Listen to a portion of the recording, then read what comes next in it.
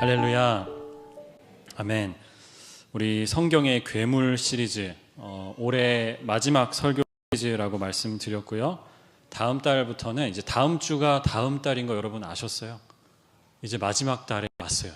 10월 1일인데 다음 달부터는 요한계시 4주에 걸쳐서 같이 나누려고 합니다. 우리 괴물 시리즈를 요약하고 가겠습니다. 성경에 나오는 괴물들은 하나님의 크심을 드러냅니다. 우리는 알지도 못하고 이해하지도 못하는 그것들도 주님은 만드셨습니다. 하나님은 그 괴물을 통해서도 영광을 받는 위대하신 분이세요. 그래서 하나님의 위대하심이 바로 이 시리즈의 주제입니다. 또 하나의 주제가 있는데요. 살펴본 것처럼 나도, 우리도 목록에 들어간다는 거죠.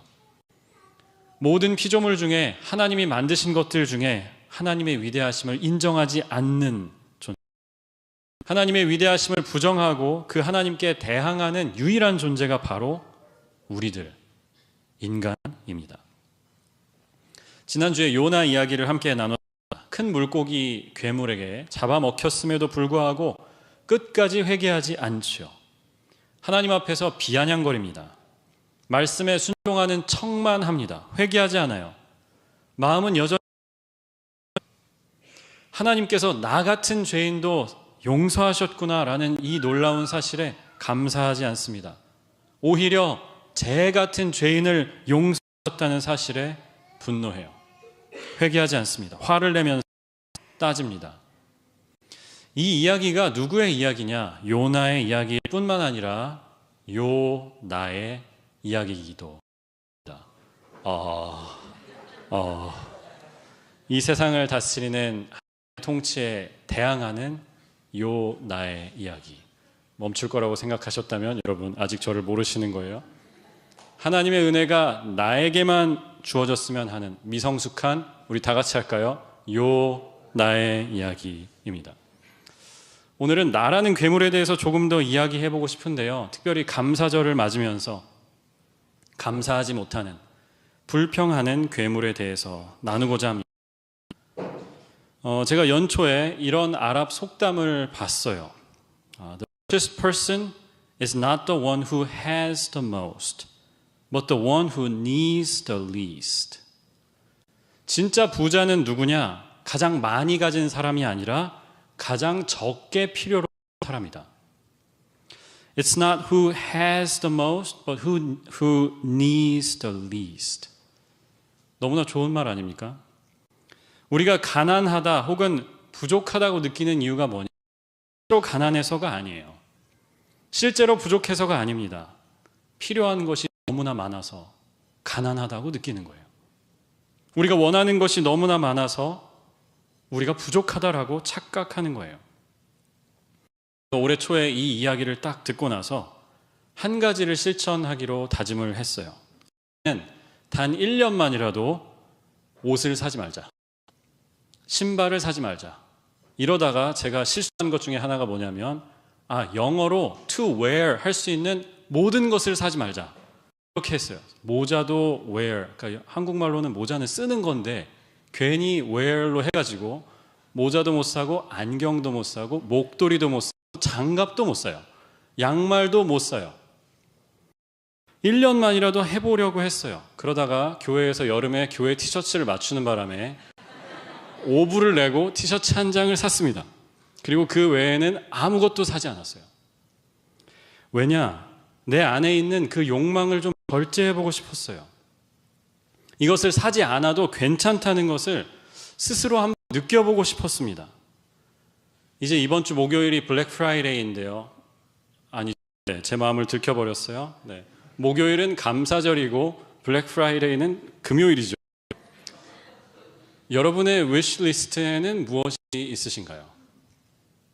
저는 에어팟이 고장이 나서 사야 돼요. 에어팟은 귀에 끼는 거라고 우기면서 에어팟을 사려고 해요. 여러분의 위시리스트에는 뭐가 있으신가요? 이런 말씀을 드리고 싶어요. 위시리스트가 길면 길수록 감사는 더 짧아질 겁니다. The longer your wish list, the shorter your Thanksgiving will be. 감사하지 못하는 가장 큰 이유는 뭐냐? 우리 삶에 주신 것들의 가치를 몰라서 그렇습니다. 우리 삶에 주신 너무나 위대한 것들을 평가절하하기 때문이에요. 그래서 뭔가 빈 것처럼 느끼는 거예요. 뭔가를 더 사면 그 빈 부분이 채워질 것 같아요. 내 삶이 더 만족스러워질 것 같아요. 오늘 바울 사도는 디모데 전서에서 이렇게 말씀하지요. 15절, 그리스도 예수께서 죄인을 구원하시려고 세상에 오셨다고 하는 이 말씀은 믿음직합니다. trustworthy 합니다. 모든 사람이 받아들일 말씀입니다. That deserves full acceptance. 여기서 끝났어요. 우리의 wish list는 여기에서 끝났어요. 우리는 죄인이었습니다. 우리는 죽을 수밖에 없는 사람들이었어요. 하나님의 사랑을 받을 자격이 없는 영원히 모자란 사람들이었어요. 그런데 예수님께서 죄인들을 위해 그런 죄인인 나를 구원하시기 위해서 자기를 던져주셨습니다. 모든 것을 걸고 모든 것을 희생하셨어요. 우리 그리스도인들의 이야기는요, 여기에서 시작이고요, 여기에서 예수님을 받았어요. 더 이상 필요한 것이 없습니다. 더 이상 바랄 것이 없어요. 가장 위대한 선물을 우리는 이미 받았어요. 바울은 이런 이야기를 15절 끝에다가 덧붙여 놓았어요. 나는 죄인의 머리입니다. 개역개정 우리 옛날 버전에는 나는 죄인 중에 괴수입니다. 나는 죄인 중에 가장 괴물같은 죄인입니다 라고 풀었었어요. 나는 죄인이다 무슨 뜻일까요? I don't have enough가 아닙니다. I am not enough 라는 뜻이에요. 더 가져야 합니다. 이것도 필요하고 저것도 필요해요.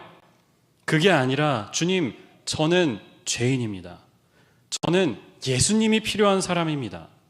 세상의 누구보다, 세상의 그 어떤 것보다 하나님의 은혜가 필요한 사람입니다 라는 고백이에요. 사랑하는 여러분, 저는 이 말씀에 감사의 비결이 들어있다고 믿습니다. 어떻게 감사할 수 있을까? 더 가져야 돼. 내가 이것만 되면 감사할 거야. 이 기도의 제목만 하나님이 응답해 주시면 감사할 수 있을 거야. 나는 기쁜 사람이 될 수 있을 거야. 절대 그렇지 않습니다. 뭔가를 더 원하게 될 거예요. 반대로 생각해야 돼요. 예수님을 받았구나. 나는 끝났다. 나는 더 바랄 게 없다. 다윗은 시편 23편에 그런 말을 했지요. 내가 부족함이 없다. 여호와는 나의 목자시니 내가 부족함이 없다. I shall not want. 우리는 거꾸로 하죠. 하나님께 받은 것은 당연하고 감사하잖아요. 그 당연한 것들은 감사의 제목이 되지 못합니다. 그리고 자꾸 빠진 것을 생각합니다. 필요한가? 왜 나만 이게 없는 것 같지? 그런 사람들은요, 불평의 늪에서 결코 빠져나올 수 없어요. 우리 교회에 이제 새로 오신 분들 중에 이제 멤버십 클래스를 하고 정식으로 교회에 입교하는 분들이 계세요. 이 멤버십 클래스를 제가 2주 동안 진행을 하는데요. 제가 꼭 하는 이야기가 있어요.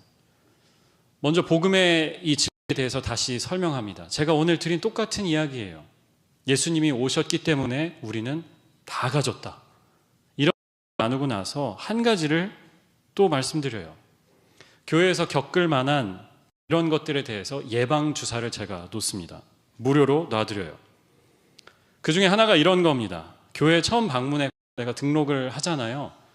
그러면 그런 기대가 있어요. 사람들이 나를 좀 이렇게 환영해 주겠지. 사람들이 먼저 나한테 와서 말도 걸어주고 인사해주고 그럴 거라는 기대치가 있어요. 그런데 교회 다녀보셨잖아요, 여러분. 항상 그렇지 않아요. 근데 우리가 사랑해줘야 돼라는 것을 디폴트로 생각을 하면, 그게 노멀한 거야 라고 생각을 하기 시작하면 굉장히 불행해집니다. 교회에 와서 실망하게 돼요. 그래서 제가 그렇게 설명해 드려요. 여러분, 환영 안 해주고 지들끼리 정상입니다. 자기들끼리만 놀고 여러분들 뭔가 빠뜨리는 것 같은 게 정상이에요. 그러다가 나를 만나면 반갑게 인사해주고 말을 걸어주는 사람을 만나면 그 사람이 특별한 거예요. 이렇게 생각하잖아요. 그러면 우리가 실망하는 것을 볼 수 있어요. 아, 저분들도 다 교인들을 만나고 싶었구나. 같이 이야기하고 싶었구나. 이 교회는 교인들끼리 친한 교회구나. 그렇게 생각하면 감사할 수 있어요. 나에게 와서 처음 말을 걸어주는 마다 감사하게 될 겁니다. 저희 그 예언서 통독을 했어요. 한 8주 동안 했고 25명이 함께 참여해 주셨어요. 역시 여러분은 놀라지 않으실 거라고 제가 예상을 했어요. 저는 정말 대단한 숫자라고 생각을 했는데 여러분은 뭐 25명 정도야 당연하지 라고 생각하시는 것은 아니라고 믿고 싶어요. 제가 예언서를 다시 처음부터 끝까지 읽으면서 느낀 것 중에 하나가, 예언자들이 꿈꿨던 세상이 참 소박하다라는 생각을 했어요. 뭔가 대단히 특별한, 대단히 스펙타클하고 엄청난 것을 꿈꾸고 있지 않아요. 그저 건강한 일상, 열심히 일하는 사람들이 먹고 살 만큼 버는 세상, 전쟁이 없는 세상, 어떤 하나님이 주시는 정이 없는 세상, 그런 세상이더라고요. 스가랴 8장 4절 5절에 이런 말씀이 나와요. 스가랴가 예루살렘의 회복에 대해서 예언을 하면서 이렇게 예언합니다. 나 만군의 주가 말한다. 예루살렘 광장에는 다시 남녀 노인들이 한가로이 앉아서 쉴 것이며 사람마다 오래 살아 지팡이를 짚고 다닐 것이다. 어울려서 노는 소년 소녀들이 이 도성의 광장에 넘쳐날 것이다. 예루살렘이 번영하고요, 영광을 얻고요, 사람들이 다 오고 싶어하고 만국에서 와서 같이 예배하고, 물론 이렇게 말씀하는 부분도 있어요, 예언서에. 그런데 8장은 어떤가요? 그냥 소박한 일상, 평범한 하루하루. 우리가 아마 지루하다, 왜 이렇게 아무 일도 없지, 좀 보링하다, 이렇게 느낄 수밖에 없는 그런 삶일 수도 있어요. 남자, 여자, 노인들이 한가롭게 앉아서 쉬는 거. 사람들이 전쟁 때문에 혹은 질병 때문에 일찍 죽지 않고 나이가 들어서 지팡이를 짚고 다니는 세상. 어린이들이 소리면서 광장에서 뛰어다니는 세상. 어떤 비전이라고 하면서 예언을 하는 겁니다. 왜 이런 예언을 할까? 일상이 뒤집혀 봤습니다. 전쟁이 이미 났어요. 스가랴는 포로기 이후에 예언. 그러니까 이미 다 났어요. 침략을 당해서 나라가 망해봤습니다. 다른 나라의 포로로 잡혀가고 땅이 쑥대밭이 되고 가족들이 살았나 죽었나 알 수가 없고 당연하다라고 생각했던 일상이 뒤집히고 나니까 깨닫는 거예요. 우리가 당연하다고 생각하는 것들이 사실은 감사해야 되는 것들이구나. 하나님이 우리를 믿던 것들이었구나라고 믿게 된 거예요. 사랑하는 여러분, 사실은 당연한 게 없어요. 우리는 하나님이 주셔서 거저 받아서 누리는 것뿐입니다. 당연하다라는 그 생각을 버려야지 감사할 수 있어요.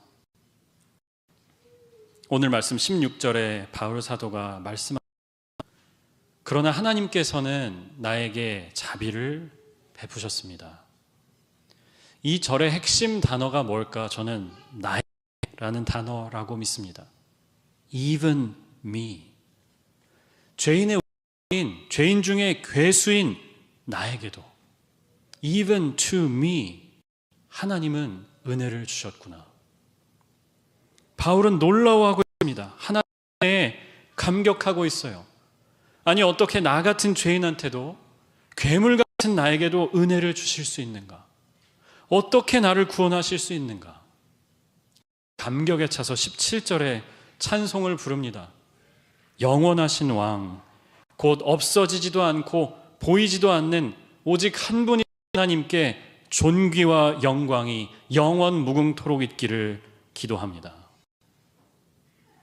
저는 한편으로는 이 찬양이 우리 안에 있는 괴물과 싸우는 무기라고,